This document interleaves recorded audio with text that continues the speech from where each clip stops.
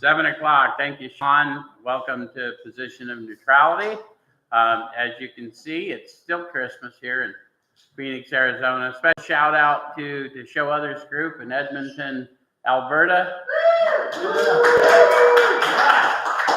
And, well, we're going to have Wayne open with a prayer, and then we got an introduction to some friends of ours who've been away for a little while. So, Wayne, can you come open us up? Hello, everybody. How you doing? Heavenly Father, we offer ourselves, Lord God. Give us the power and the strength to go inward, Lord God, and reveal our motives and our intents. Lord, give us strength and power to walk out and demonstrate your grace and your love and your power. In Jesus' name, amen. Amen. Thank you, Wayne. I promised you we'd reintroduce you to Michelle. I'm not going to put her on blast, but Michelle just came to us for the first time in 10 years from a gated community west of Phoenix. And those of you that are watching us in said gated community, Michelle as well, and getting adjusted just fine.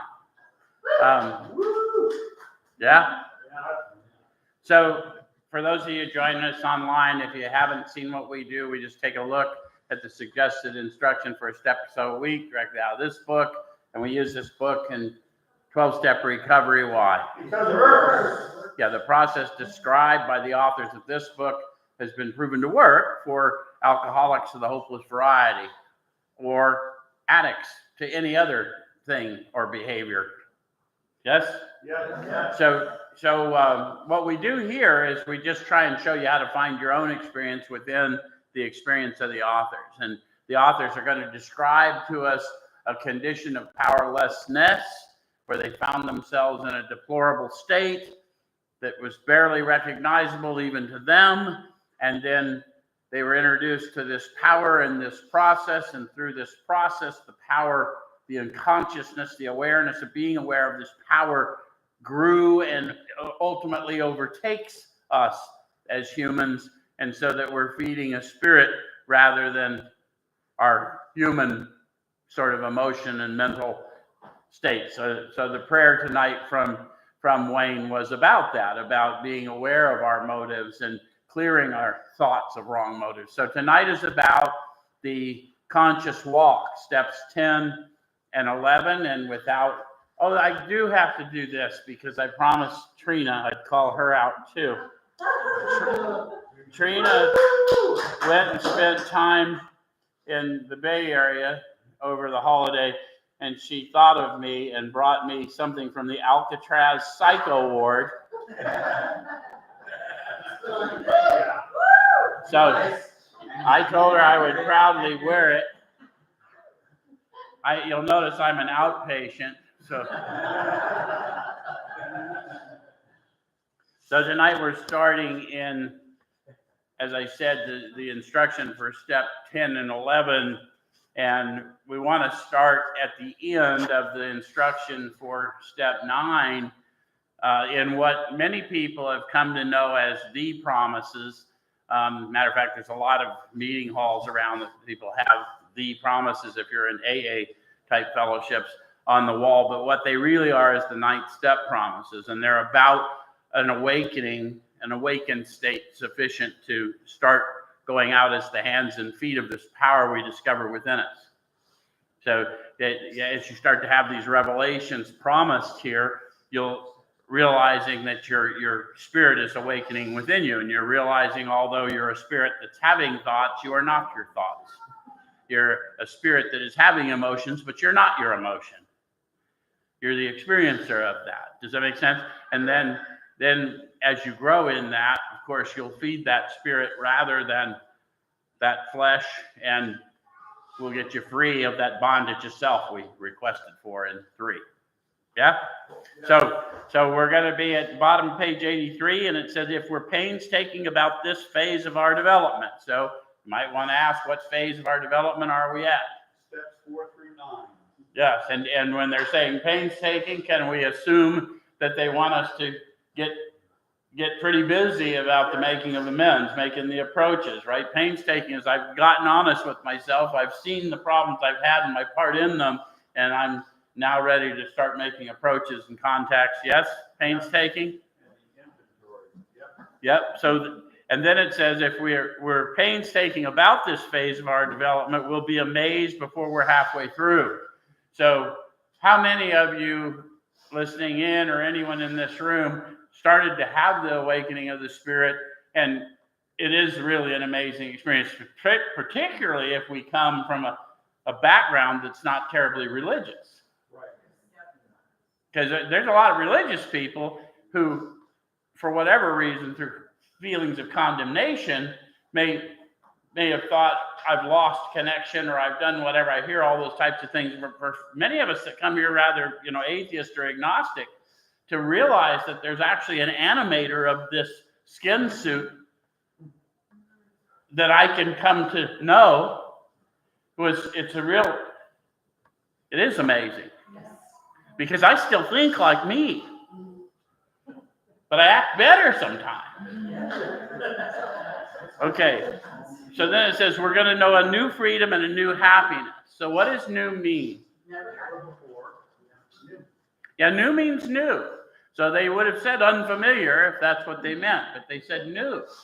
So that freedom that I asked for in 3, the freedom from the bondage of self, the limiting thoughts, self-manifested in various ways, driven by 100 forms of fear, that's starting to go away.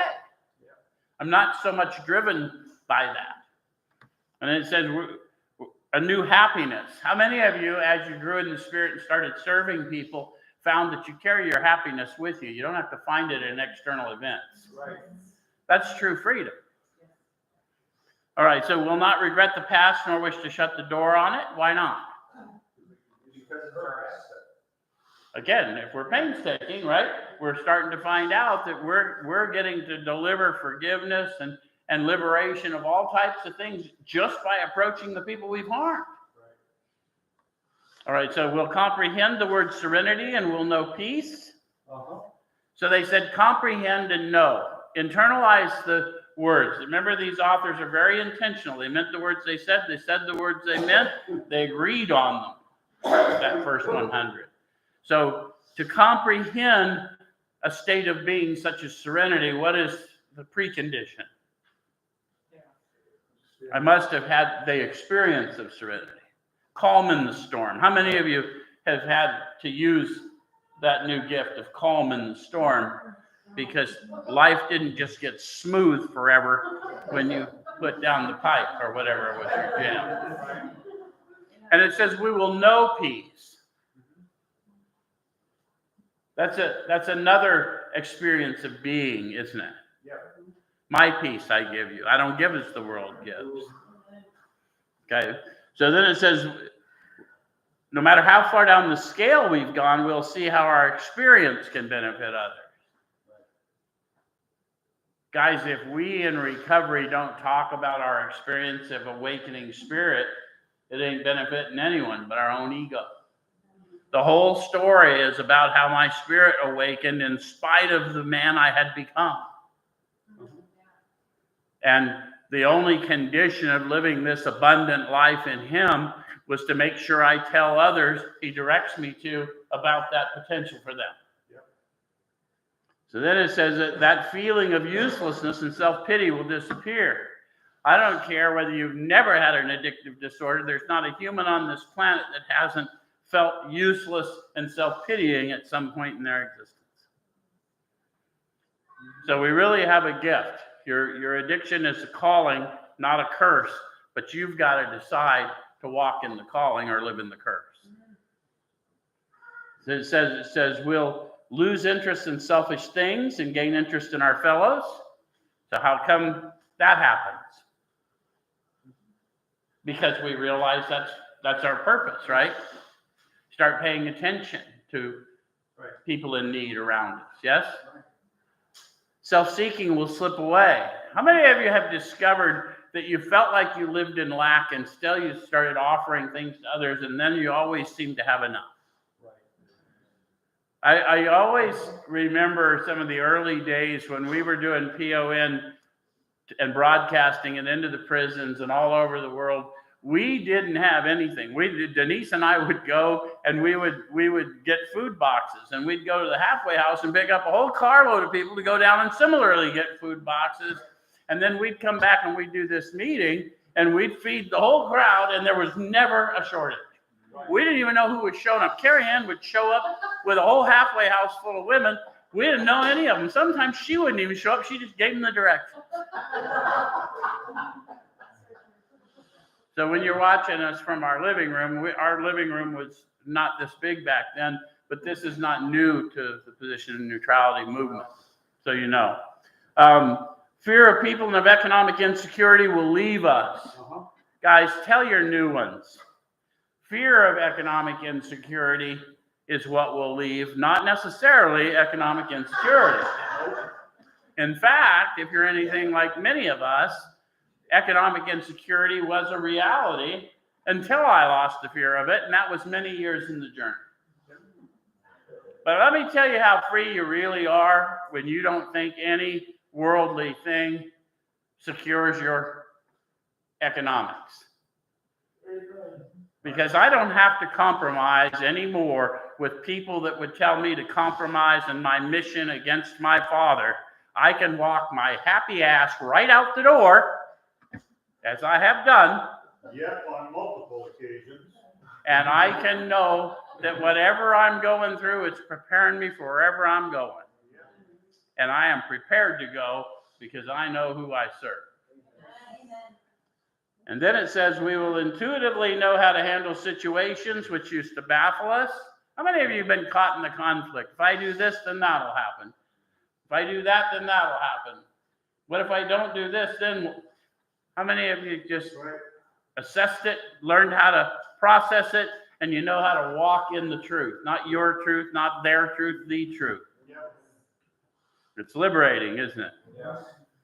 It says we will suddenly realize that God is doing for us what we could not do for ourselves. How many of you have had that revelation? Yeah. Those of us who came here I didn't come here atheist. I never claimed that. I was raised in a church, but it was a very, Anglican Episcopal church. I mean, one of the first times I got thrown out of the church was for drinking the sacramental wine when everyone else was. So I mean, I took it with less seriousness than one should. And so when I came in, I had those, that legalism, but no experience. What's happened to me in the years that I've been serving in this capacity for Alcoholics Anonymous and all the various fellowships is that I have a direct relation with the source of divine power and direction within me. And it is not me. It is in me, but it is not of me. And I have gotten to prove that fact to myself. So when I speak to you of spiritual matters, I'm not talking to you of theories. I'm talking to you of revelation I walk in every day. So it says, are these extravagant promises? Yep. Yeah, so people have been here before. I mean, we all kind of chime in. We think not, because that's what they said. But remember, these authors, half of them were atheists or agnostics. And so people were promising them this, and they're looking at it skeptically, knowing their life is just over if they don't find something else. But they're going, man, this crap you're talking about, that I'm not going to feel this way, and I'm not going to be stuck in it, and all that stuff, that sounds too much. It is extravagant. But we're here to tell you as a group that they are extravagant promises, but we serve an extravagant God. And he will deliver that and so much more to you and through you. But you are a distributor, not just a recipient, right? And you only really get the full effect as a distributor. So they're being fulfilled among us, sometimes quickly, sometimes slowly. They will always materialize if we work for them. Now they're setting the stage for us to start looking at the manner of living. So the work is in front of us, right? Because at this point, I've already done the first step of action, which was an inventory.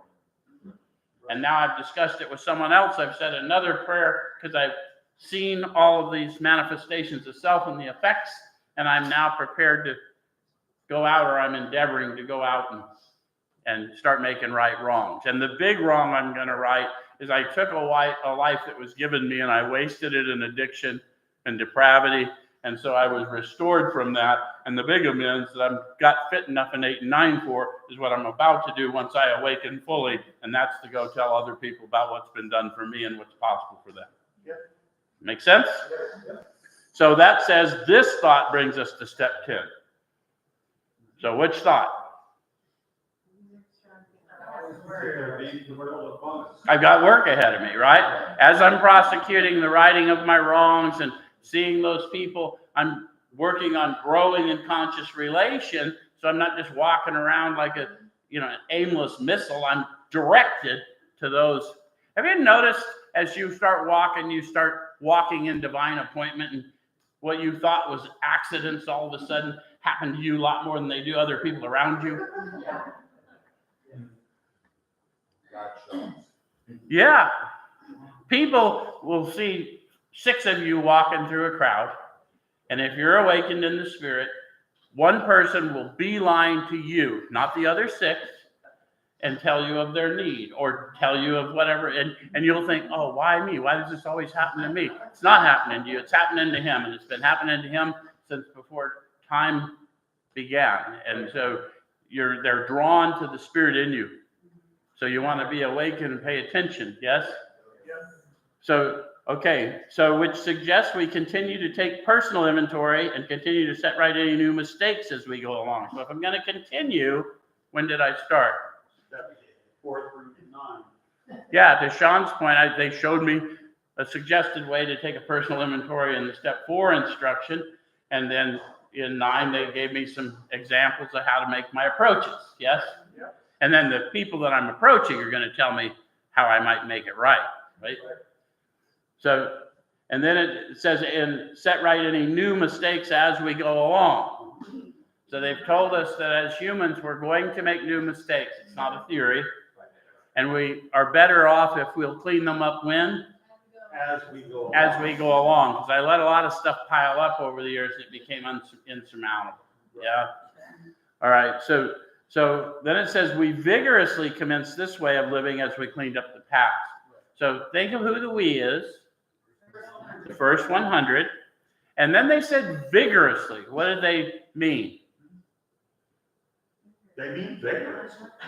Yeah, how many of you found out when you first sobered up that you had a lot of energy and no outlet?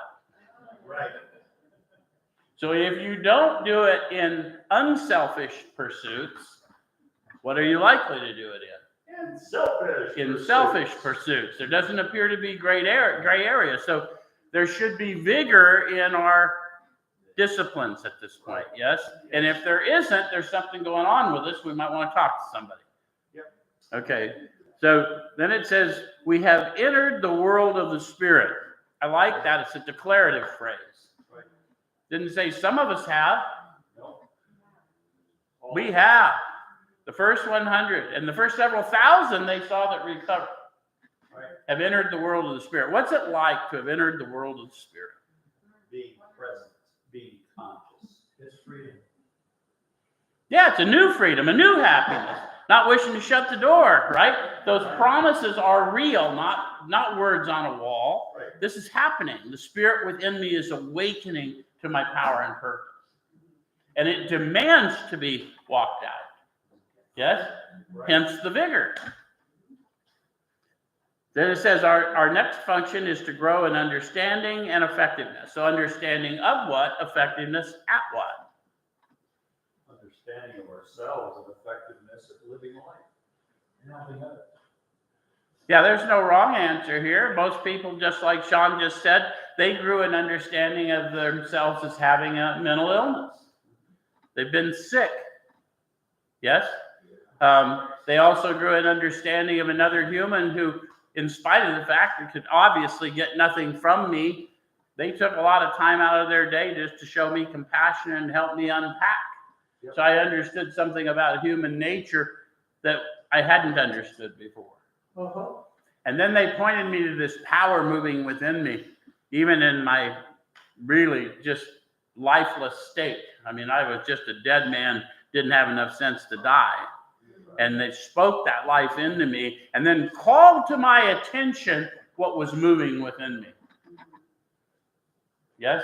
So I grew an understanding of myself, of others, and of this power we call God as real and tangible as this process rolls out. Yes? And then it says this is not an overnight matter. Guys, if you're new to this, don't quit because it hasn't happened. It's entirely possible that it has happened if you don't have someone who is spiritually aware.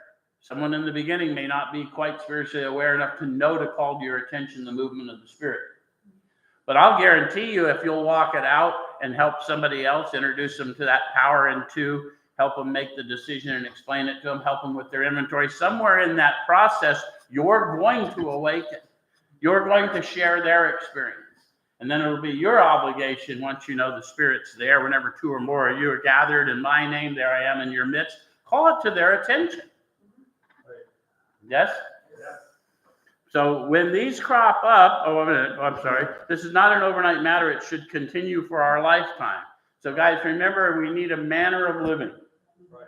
So that's what we're not looking for one and done. I was never one and done with my addiction. I'm not going to be one and done with my recovery.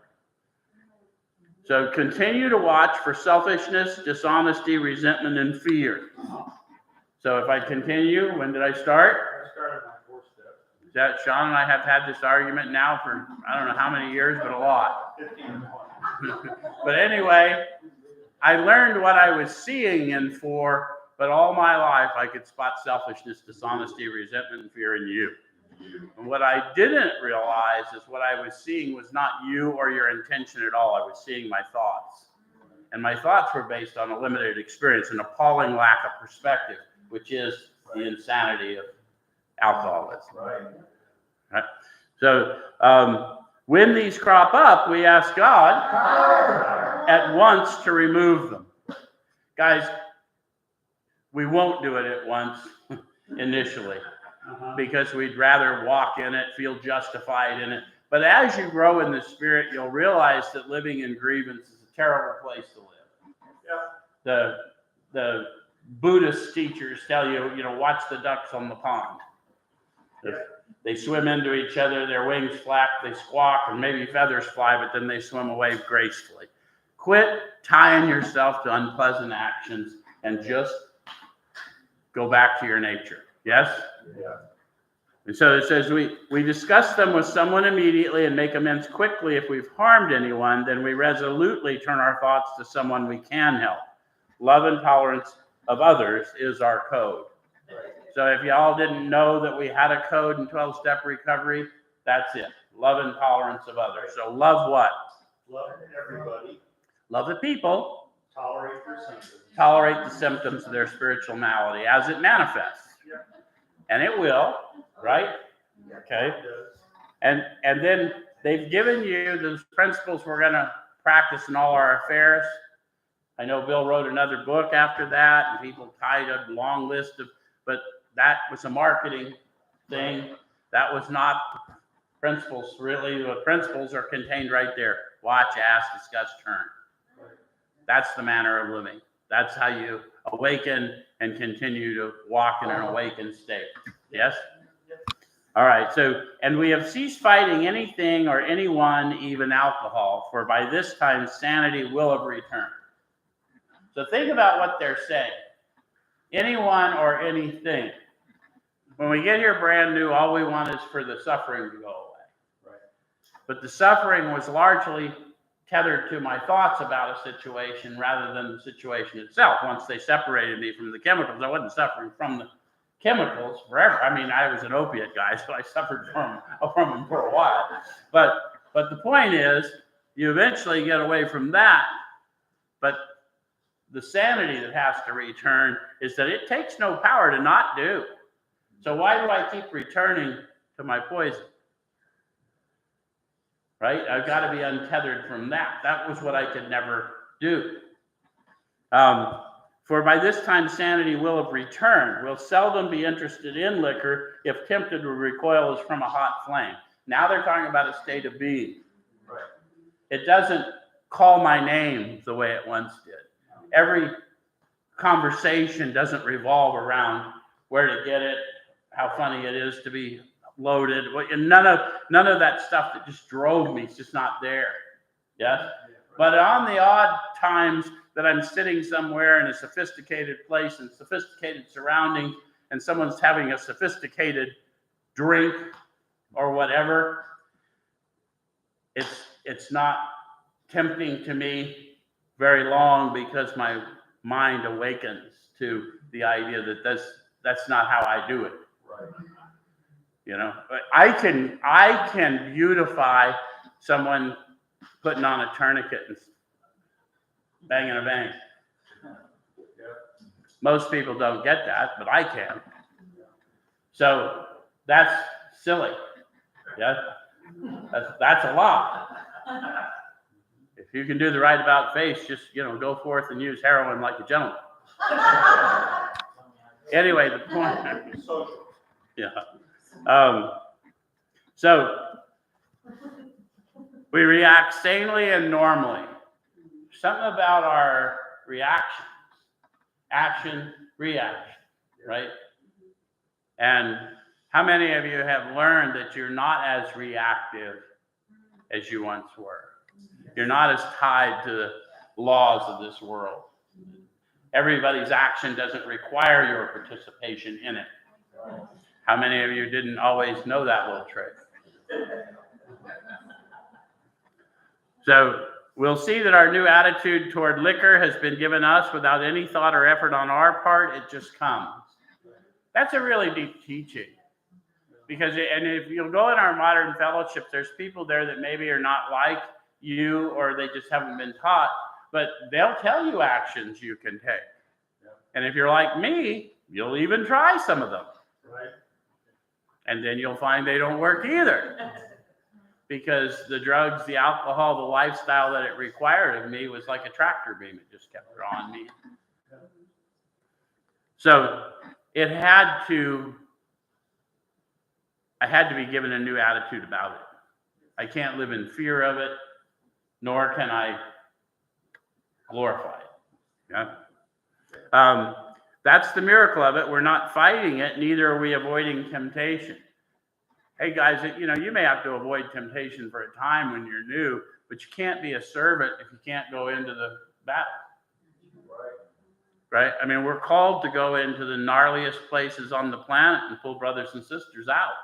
We can't be afraid of it. So the whole fitness thing that is the steps, the 9th step of men's is about spiritual fitness. I got to learn to disregard those limiting thoughts and go in on my mission. And if my motive is there to help somebody who's asked for help, then I'll be kept unharmed. Yep. All right. So, and then it says, it just comes. That's the miracle of it. We're not fighting it, neither are we avoiding temptation. Right. We feel as though we've been placed in a position of neutrality, safe and protected.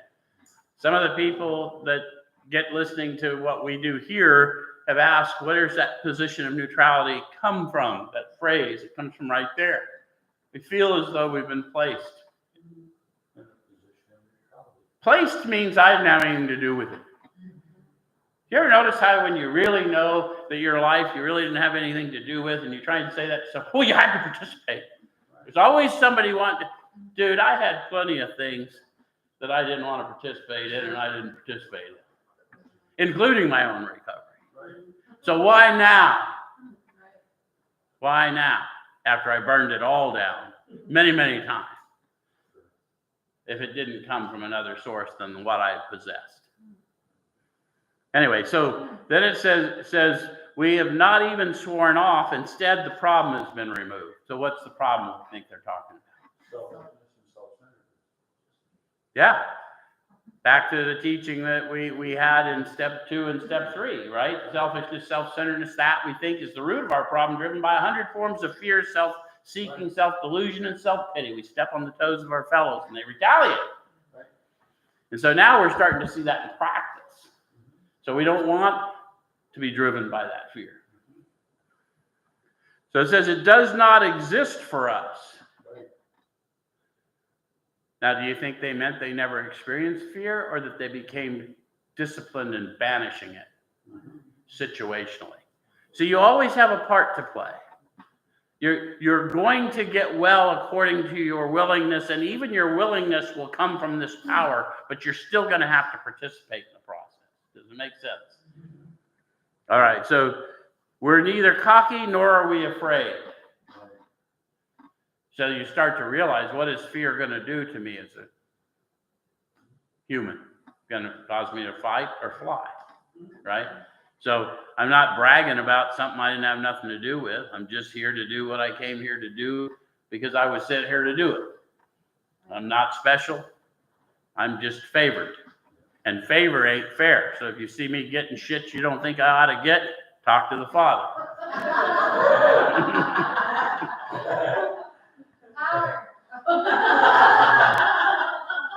I had some business partners for the longest time that I no longer have, and they always wanted me to tell them what qualifies you to be a chief executive officer of an organization this large, and I said absolutely nothing. I'll tell you that to the day I die. I'm qualified by identity, not accomplishment, and I'll put my identity over your accomplishment every day of the week. So that is our experiences. That is how we react so long as we keep in fit spiritual condition. So there's the condition. How am I going to know if I'm in fit spiritual condition, since that's why I'm able to live free and smile and do? Yeah, you don't have to get any further than that. This is a textbook for a reason. You can go back and check yourself if you want to. It's always a good idea to have an accountability partner when you're so caught up in it that you can't. But am I fighting anything or anyone? Because if not, I'm fighting my thoughts. If I don't want to give power to another human being, so why would I fight them? I'm fighting my thoughts about them. And they're not serving me in this instance because I feel that fear gripping me again. So it's easy to let up on the spiritual program of action and rest on our laurels. What do they mean? Past accomplishments.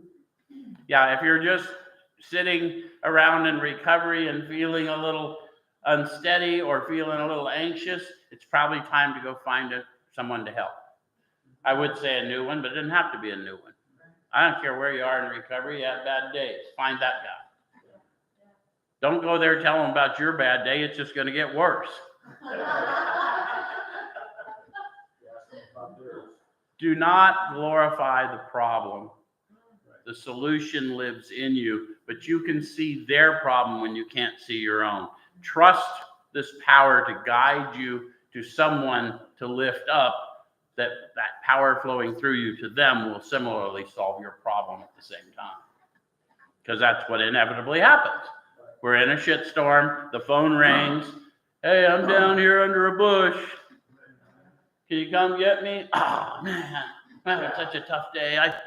Yeah, I guess. And then we end up lifting them up, and we forget about our silly little situation. Yes? All right, so what we really have, we're not cured of alcoholism. What we really have is a daily reprieve contingent on the maintenance of our spiritual condition. So how is it that we're going to maintain our spiritual condition?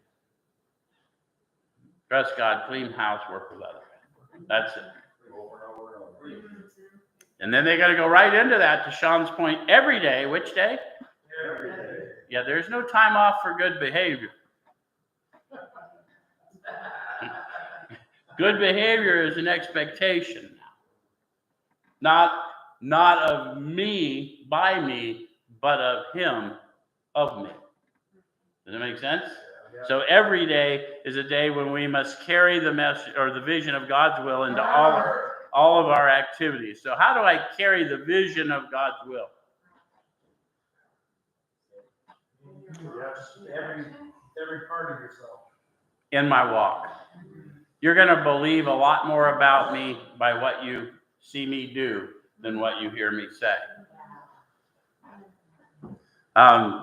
And then it says, how can I best serve thee? Thy will, not mine, be done. So that's what they do in every instance. How can I best serve? How can I best serve? Thy will. And they've got the not mine in parentheses. It's there for a reason. As I fully awaken, there's no will apart from God. So that will go away, right? But for now, I can have this little opposition. Yes? Yeah. It says, so these are thoughts which must go with us constantly. When? This is about your conscious walk with your Creator. So if you're walking, even when you think you're not thinking, you're thinking. And you only become aware of your thinking when you have attack thoughts or desirous thoughts or whatever, and then all of a sudden you may already be in trouble. So the idea is to be aware of your surroundings. Does that make sense? Yes. And so we can exercise our willpower along this line all we wish. It's the proper use of the will. So I may have to put a little earnestness into ignoring what seem to be normal human things that I would want to do instead. You know, you'll hear that a lot of the behavioral health community talks to you about self-care. And I understand the theory behind self-care, but I self-cared my way into the rooms of AA off the streets. So I don't want to introduce the idea of protecting self at the expense of serving the power. Does that make sense? Yes. So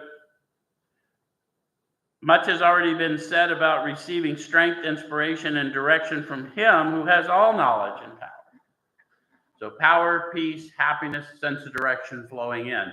I don't have to be dependent on circumstances. That's just intuitive as a, the animal nature of the human is to survey our circumstances and then start thinking about how we're going to handle a situation that hasn't occurred yet based on our lived experience with something. But if I'm supposed to go into dangerous situations or difficult situations, I can't be caught up in circumstance. I walk by faith, not by sight, another book teaches. Right. And this is what they're talking about here. All right, so if we've carefully followed directions, we've begun to sense the flow of His Spirit into us. So, guys, don't cheat yourself out of this because of some prejudice about religious teachings, because believe me, this is not a religion. It's not a theology. But the tangible flow of the Spirit flowing into us and through us and directing us and then resonating off of somebody as a confirmation that, yep, indeed, this is who I'm supposed to be in this appointment with. We need to know that because you're not effective until you know that. I've had people trained in the clergy come up to me and say, are you whatever, Christian? I think that's usually the most common one, but I've been accused of all kinds of things. And all I've said to them, I said, if you don't know, I need to know who you are. Because that's evident in me. Light is self-evident. So if you and me are one in spirit, you ain't got to have any questions about who I'm serving, right? So then it says, to some extent, we become God conscious. So when they talk about consciousness, they're talking about aware that I'm aware. It's not enough to just be aware, but that I am indeed that manifestation. Does that make sense? Yeah. And then it says, but we must go further, and that means more action. Step 11 suggests prayer and meditation. So how many of you had a one-way relationship with this power? Talking, every time you get in the jam. How many of you didn't get real skilled at listening? So they're going to talk to us about listening and how to listen in the Spirit, for the Spirit, so that we have real, tangible, practical advice for how to navigate the world. Does that make sense? Yeah. So we shouldn't be shy on this matter of prayer. Better men than we are using it constantly. It works if we have the proper attitude and work at it. So they're saying they're praying constantly. Does that sound like a lot? Uh-huh. Yeah. How many of you have found that as you start walking in this, you find yourself praying more of the time? Yeah. How many of you, when you were brand new, any drinkers? When you were brand new, did you ever have to travel for the first time? And you knew that when you go in that airport, before you ever strapped on an airplane, you had a whole bunch of gin or vodka or, yeah. And now I got to walk in there. Man, I didn't know any prayers. just the serenity prayers. I'm walking all the way through. God grant me the serenity. And then I thought after I got a little freedom, I didn't need to do that anymore. Right. And then life showed up.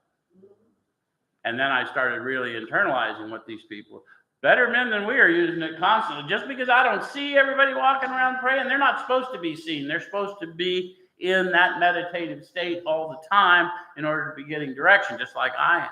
Right. So it says it works if we have the proper attitude and work at it.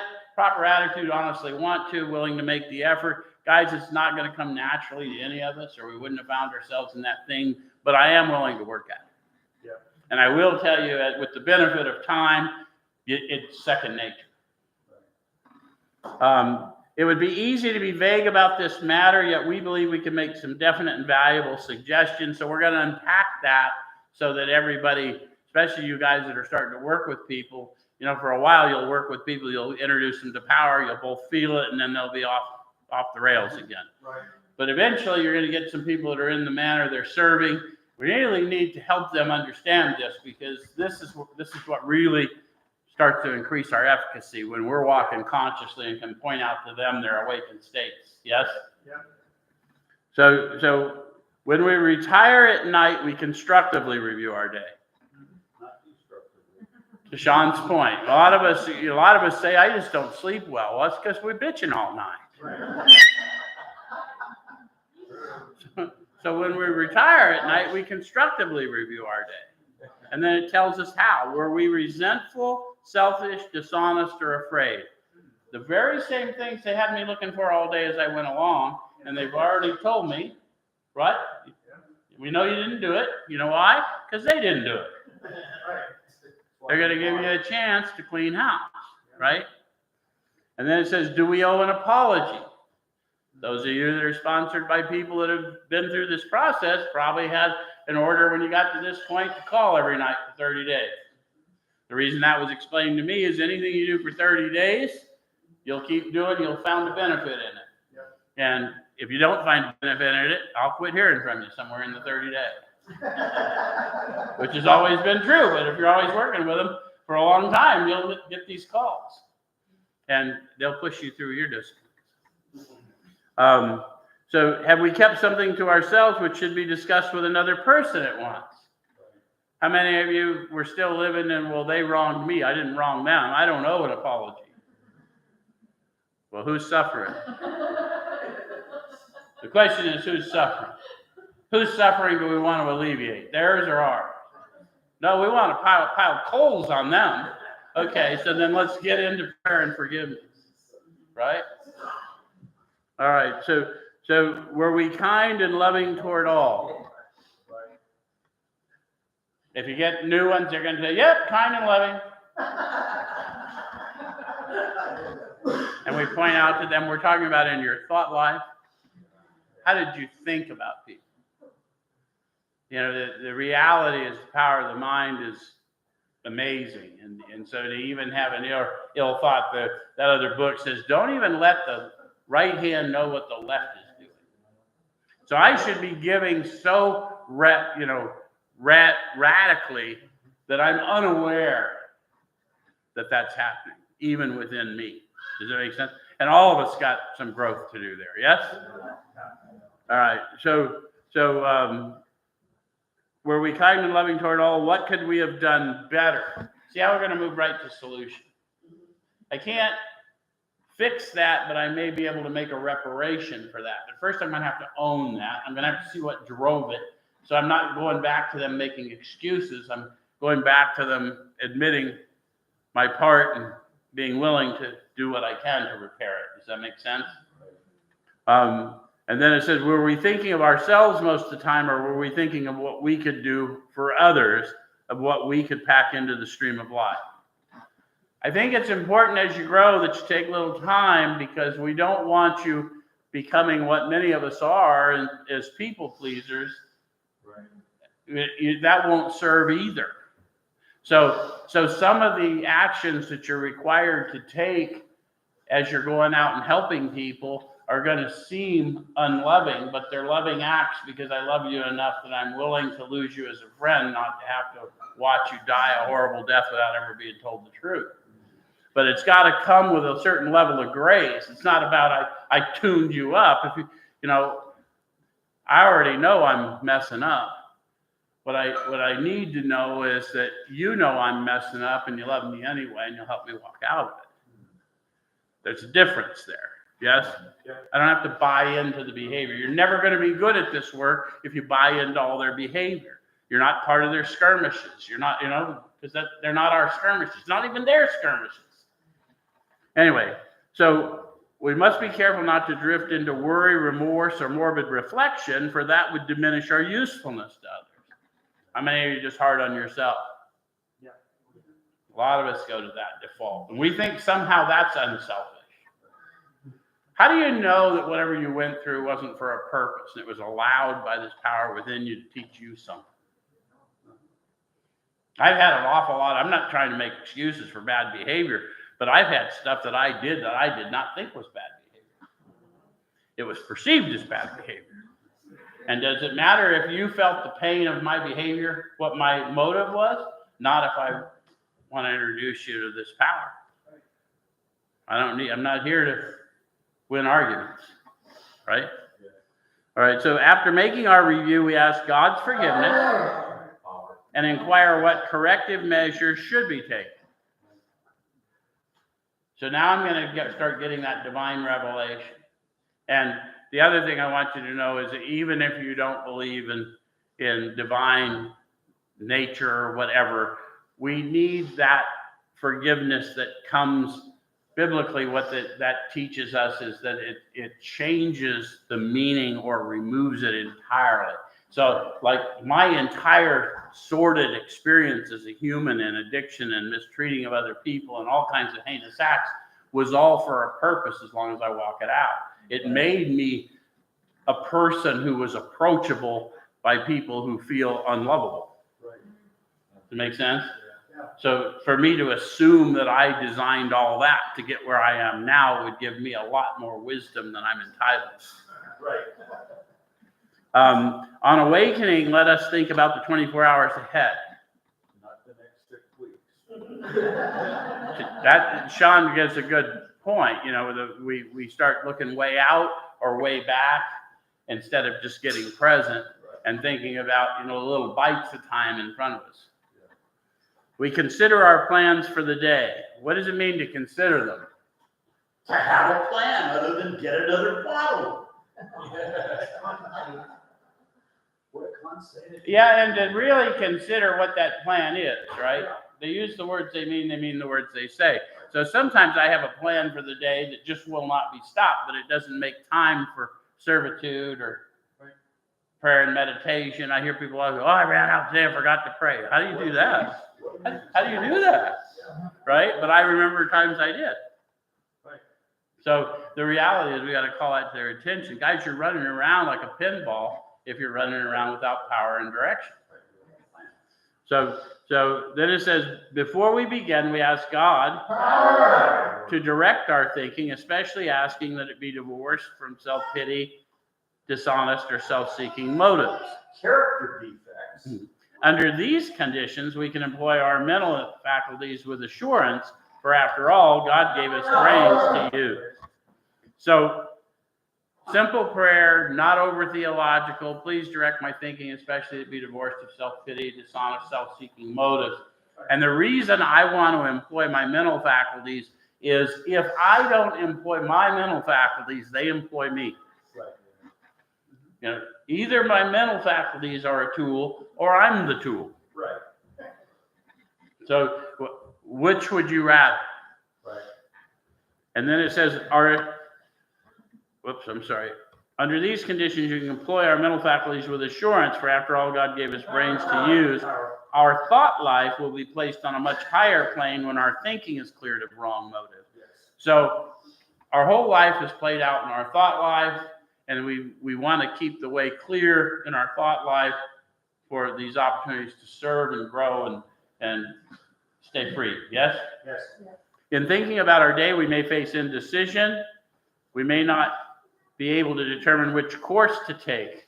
Here, we ask God for inspiration and intuitive thought or decision. So they've told you exactly as you're new to this, God inspire me, the power within inspire me, and then it's going to come to me as an intuitive thought or decision. It's not I came up with it, it came to me because I asked, and I'll start to learn that.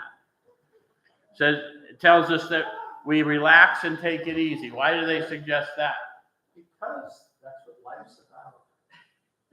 Well, and if I keep trying to wrestle the problem I've just asked for a solution to, I'm going to either reject the solution that comes to me, or I'm going to try and improve upon it, or I'm going to do whatever it is, or I'm just not going to hear it because I've already got it mapped out where I'm going in. Again, considering my plans for the day, right?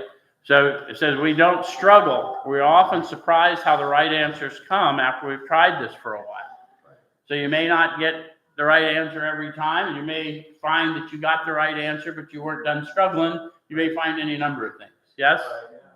And then it says what used to be the hunch or the occasional inspiration gradually becomes a working part of the mind. So claim that promise. So those revelations, those ideas coming to you that are bringing you more and more opportunities to serve, bear more fruit, will start coming to you more frequently and more easily as you grow, right? The goal of this is to awaken.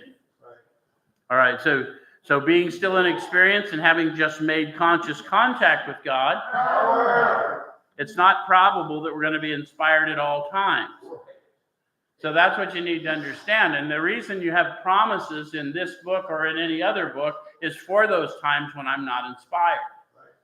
Because the promise is true regardless of the circumstance. So we might pay for this presumption in all sorts of absurd actions and ideas. Nevertheless, we find that our thinking will, as time passes, be more and more on the plane of inspiration. We come to rely upon it. So I quit getting my information from the world, and I'm just scanning the world now with that sense of direction within me and looking for the opportunities or whatever. What's it pointing me to? Different than what I had done. We usually conclude this period of meditation with a prayer that we be shown all through the day what our next step is to be, that we be given whatever we need to take care of such problems. We ask especially for freedom from self-will and are careful to make no request for ourselves only. We may ask for ourselves, however, if others will be helped. Guys, the whole process is about, I'm not asking for my circumstances to be removed. I'm asking for power to move through my circumstances in power and purpose and dignity. And that's going to restore me in that process. We're careful never to pray for our own selfish ends. Many of us have wasted a lot of time doing that, and it doesn't work. You can easily see why. The example I just gave you is exactly that, right? So if circumstances warrant, we ask our wives or friends to join us in morning meditation. If we belong to a certain denomination which requires a definite morning devotion, we attend to that also. If not members of religious bodies, we sometimes select and memorize a few set prayers which emphasize the principles we've been discussing. There are many helpful books also. Suggestions about these may be obtained from one's priest, minister, or rabbi. Be quick to see where religious people are right. Make use of what they offer. This text was written by the collective experience of the first 100 and their experience of the first several thousand. It is brief on purpose. All the subject matter they're talking about from your priest, minister, or rabbi will give you depth and weight of this experience over time. So that you can get, no one's trying to point you to a church. We're trying to point you out to you that you are the church. So it says, as we go through the day, we pause when agitated or doubtful and ask for the right thought or action. We constantly remind ourselves that we're no longer running the show. Humbly saying to ourselves many times each day, thy will be done. Notice how the not mind's no longer there. Because I'm now awakened. I may have a difficult task ahead of me, but I'm empowered to move through it. In fact, I'm most assuredly going to have a difficult task in front of me when I'm trying to do good, because there are forces who would oppose that. And they're not of flesh, you'll learn. We are then in much less danger of anger or excitement, fear, anger, worry, self-pity, or foolish decisions. We become much more efficient. We do not tire so easily, for we're not burning up energy foolishly as we did when we were trying to arrange life to suit ourselves. It works. It really does. That probably should be hanging on a lot more walls than it is. Because the process of awakening works. It really does. And most people in our recovery rooms don't even know there is a process that's discernible because they haven't taken the time or had someone take the time to show them what these people witnessed to. And so it's really, we're trying to empower a whole generation to take back that responsibility. Whenever anyone reaches out their hand for help, I want the hand of AA always to be there. For that, I am responsible, not them, not, but at first I'm going to have to be living the manner of living I'm suggesting.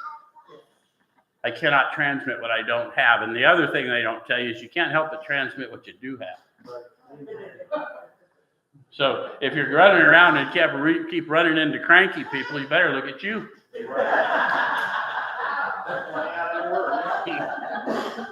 So we alcoholics are undisciplined. So we let God discipline us in the simple way we've just outlined. So that's it. Watch, ask, discuss, turn, pray, meditate, pray, pause when agitated or doubtful, pray, meditate, pray. It gets really simple, but not easy. Yes? And then it says, but that's not all. There's action and more action. Faith without works is dead. Back to the book of James. We're going to have to prove this power to us, through us. And through that, people inspired by the works, they'll see the works align with the talk, with the teaching, and they'll be inspired to join. Yes? And the next chapter is entirely devoted to step 12. Thank you very much.